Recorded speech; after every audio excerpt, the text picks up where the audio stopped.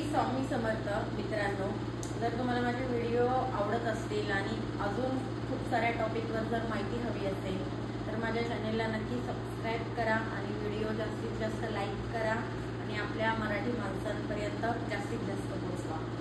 तर आजच्या टॉपिकमध्ये आपण अभ्यास करणार आहोत की अल्केन्स।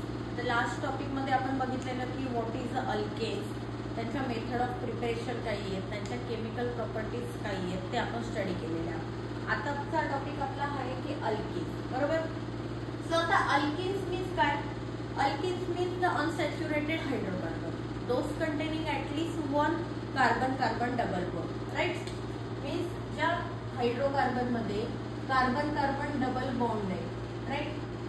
सो त्या हायड्रोकार्बनला आपण अल्केन्स असं बोलणार, ओके। सो आता आपल्याला माहिती आहे alkanes are saturated and alkenes are double bonded, so they are the unsaturated compound, okay. Sir आता आपण अल्केन्सचा एखादा एक्झाम्पल बघूया। For example suppose C double bond C H H, right? So it is a 2 carbon, so it is called as a ethene, right? Another example, if suppose we are increasing the carbon chain,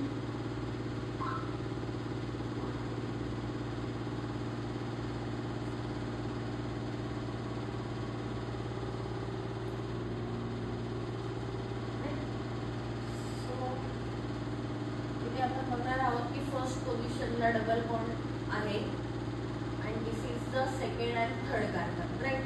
So it is a 3 carbon chain, so it is called as a propene, right? So हे examples आहेत alkenes चे। आता alkene मध्ये main येतो तो topic आहे isomerism in alkene. So isomerism alkenes हे दोन टाइपचे असतात, एक तर आहे स्ट्रक्चरल आयसोमेरिझम आणि सेकंड आहे जिओमेट्रिकल आयसोमेरिझम। आता फर्स्ट आपण स्टडी करणार आहे की स्ट्रक्चरल आयसोमेरिझम। तर आता आपण बघतो की ज्या अल्केन मध्ये मोर दॅन 3 कार्बन्स येतात त्यांच्यामध्ये म्हणजे त्यांच्यामध्ये मेनली हे स्ट्रक्चर आणि जिओमेट्रिकल आयसोमेरिझम फॉर्म होतात। सो आता फर्स्ट टॉपिक जो याच्यामधला आहे तो आहे स्ट्रक्चरल आयसोमेरिझम।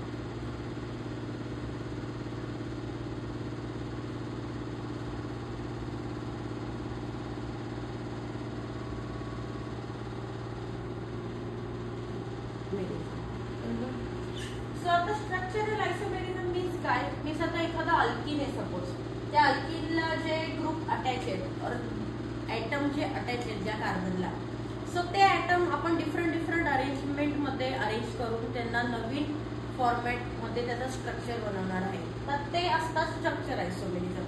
मीन्स सेम अल्कीनला जर तुम्ही डिफरंट फॉर्मॅट मध्ये लिहिलं तर त्याचे वेगळे स्ट्रक्चर फॉर्म होणार आहेत, so that is called as a structure isomerism. तर आपण एक एक्झाम्पल घेऊया की त्याने तुम्हाला समजेल। आता जर फॉर एक्झाम्पल आपण इथे ब्युटेन घेतलं, right, butane, right, more than 3 carbon set, so we have to write N। आता ब्युटेनचं आपण फर्स्ट स्ट्रक्चर लिहूया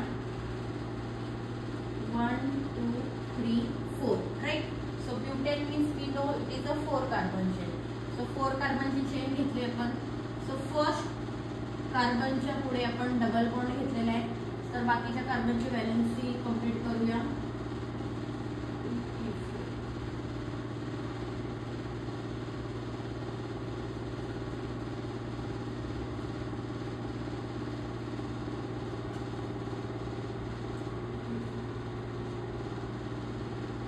राईट, सो हे आहे ब्युटेनचं structure.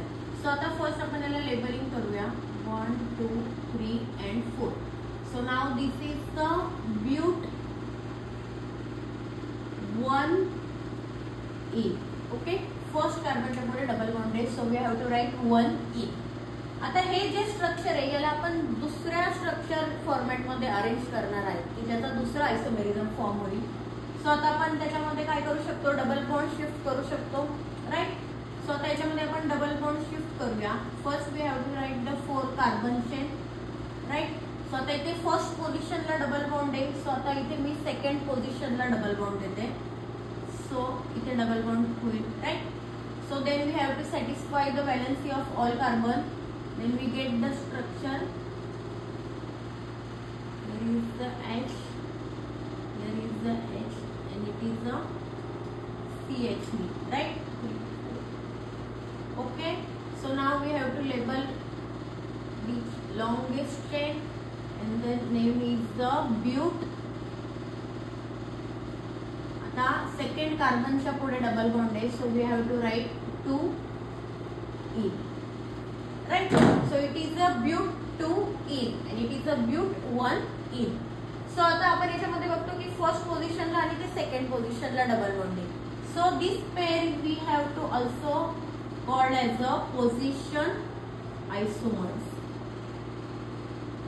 Position isomers. Okay, because the double bonded carbon त्यांची जी पोझिशन आहे डबल बॉन्डची ती ते फर्स्ट ला आणि ते सेकंड ला आहे. So these two we also called as a position isomers, right? आता अजून याला आपण एका टाइपने अजून लिहू शकतो, थर्ड वाला स्ट्रक्चर फॉर्म करू शकतो ब्युटीनचा. तो आपण इकडे लिहूया. Suppose we have to write first 3 carbon and here we have to take 4th carbon. So here we take, here we given the double bond is CH3,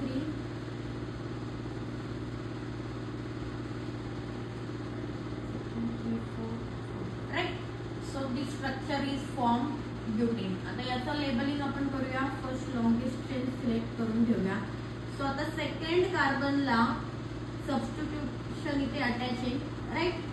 so आपण isoform आहे ब्युटीनचा, तर आपण याला लेबलिंग करूया 2 मिथाइल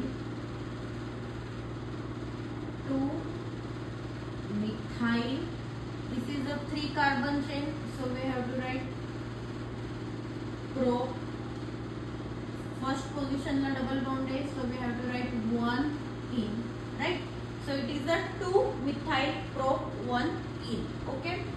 So आता हे वाला structure आणि हे स्ट्रक्चर, सो दोघांमध्ये डिफरन्स आहे. सिमिलरली 1 and this थर्ड, या दोघांमध्ये पण डिफरन्स आहे, right? So 1 and 3 or 2 and 3, this called as the chain isomers. Chain isomers. Why this compound is called as a chain isomers? So suppose की इकडे आपण बघितलं की 3 कार्बनचं स्केलेटन आहे आणि इकडे 4 कार्बनचं स्केलेटन आहे, right? So they are the differ in a chain of a carbon. So that's why this compound is called as a chain isomerism. Understood? तर तुम्हाला काही याच्यामध्ये डाउट्स असतील तर तुम्ही कमेंट्स करून मला नक्की सांगू शकता की तुम्हाला चेन आयसोमरिझम अँड पोझिशन आयसोमर्स मध्ये काही डाउट्स आहेत तर.